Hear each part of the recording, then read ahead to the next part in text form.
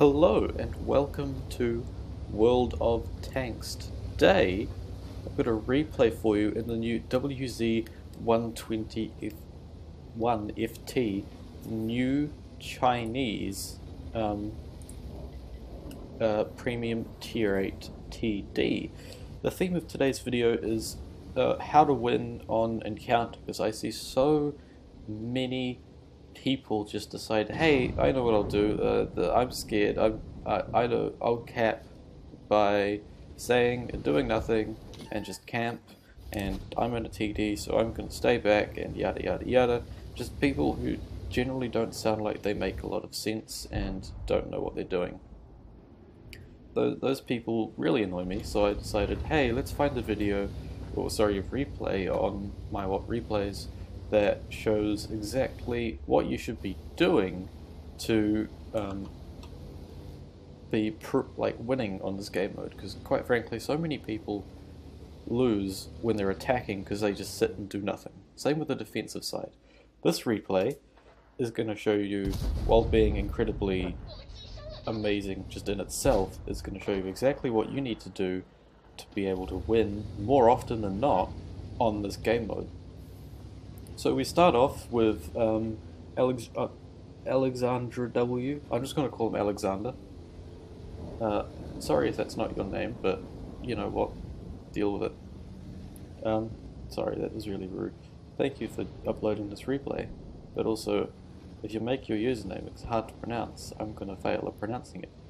My point being is you can see on the map to the bottom right hand side, because you know, most people don't use their map. A lot of the enemy tanks have gone up north, which leaves the south and the west generally undefended, which leaves Alexander the opportunity to sneak up behind them, well not behind them, just on them, and shoot them repeatedly. So, you know, if you give people that opportunity, that's what he's going to do. As you can see, this guy doesn't seem to care, so he loses like 1,000 health. Or 900 rather. He does take a shot in return, which isn't good, because the Leo does do, you know, a fair amount of damage for this tank, considering, you know, its HP, but now he's dead. The sad thing is, his team are losing 3 to 5, because up north, a hell of a lot of enemy tanks went up there, so all of the tanks from Alexander's team obviously got overwhelmed and killed, so there we go, we've lost another one, it's now 3-6. And those tanks are, well, not tier 8s, are still important. You've got the Tiger B heavy tank, one of the tier 7 IKV, sorry, 90Bs, the tank destroyers. Those tanks can still do serious damage in a tier 8 game. And obviously just the mental disadvantage of having less tanks. That's not good. But on the bright side, he's just taken out an artillery, which is always a good thing, because artillery is usually what makes or breaks this map, solely for the fact that people camp, and the people who can target campers are artillery. So now we've got an 88, and at UDES, obviously take a shot at the UDES, oh he misses, but take a shot at the UDES, because that thing has got a much more powerful gun than the 88, and is also obviously 2 tiers higher. And you can, if you roll high, you can maybe 2-shot it. Depends. Can he get a second shot off? No. Well, see, I'm full disclosure. This is the first replay I've ever watched of this tank. I am new, well, not new to the game, but I stopped playing for a very long time and didn't watch anything to do with this tank. But he's obviously very good with it, because you'll notice he's got 2 marked specs on the gun badge. He is playing, as you'll notice, very aggressively though, which is why I wanted to show this video. And is that he is aggressive is exactly what you need to do. He's not only in a tank destroyer shooting people from very up close, he's ramming them, which is quite impressive, I would say. Obviously he isn't a tank that's designed to do that, but as opposed to all the camping people here. But still, notice what's happening. The camping people are getting caught off guard, and they're getting shot to death, which is never a good thing.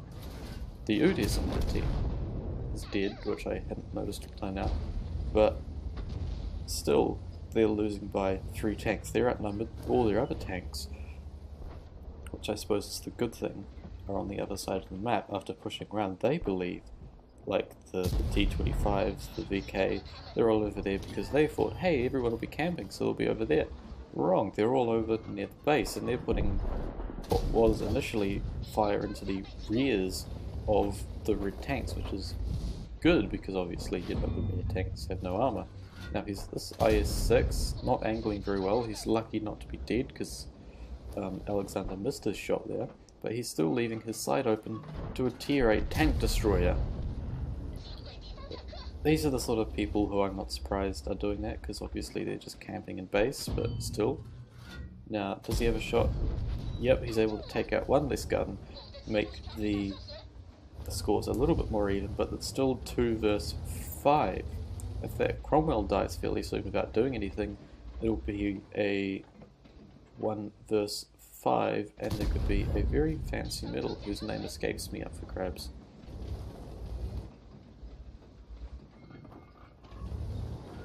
Now, who's he going to shoot at here? That KV-5, he can end in 1 shot, so ideally he'll want to put a shot into that. You know, if you can take a gun out from shooting you, that's always preferable. Especially when you're in a tank that's only got 419 health remaining. Now, can he get a shot off on that T-25 pilot? Maybe? No, he's got to pull back. He doesn't stick around in the open waiting to get shot. Although there's now KV-85 is over on his left hand side. And is he able to... Yeah, no, that wasn't a smart move by the KV-85, just chilling out in the open.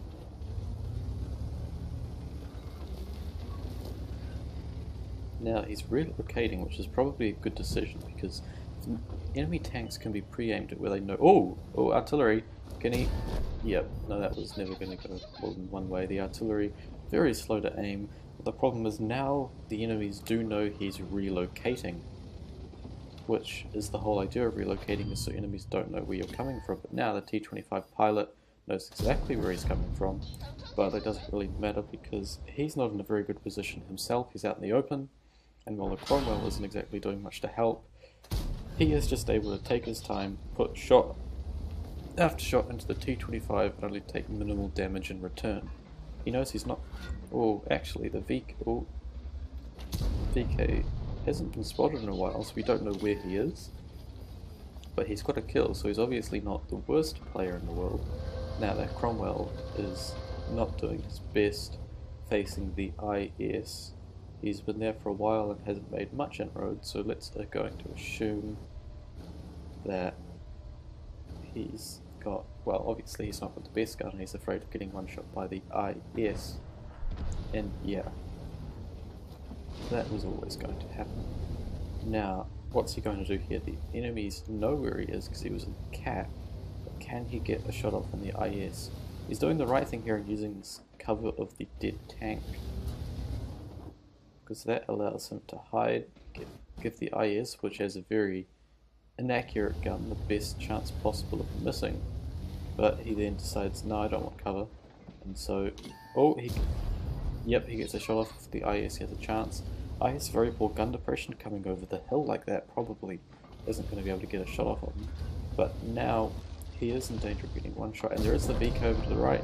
He gets very lucky. The VK doesn't put a shot into him, and then neither does the IS. And also now he's only got a tier 6 left, and he's racked up 7,000 damage and 9 kills. If he gets this will make it 10, and that's pretty impressive because he jumped in a platoon with the Panther. That's going to be a crucial contribution medal as well. So that was how to win on this map. Play aggressive. This game mode, sorry. Play aggressive. When you've got to capture an enemy base, play aggressive because they're just going to sit and camp. And if you get the surprise off them, if you choose the means of engagement, then you are going to succeed. Until next time, folks, stay safe, and I'll see you next time.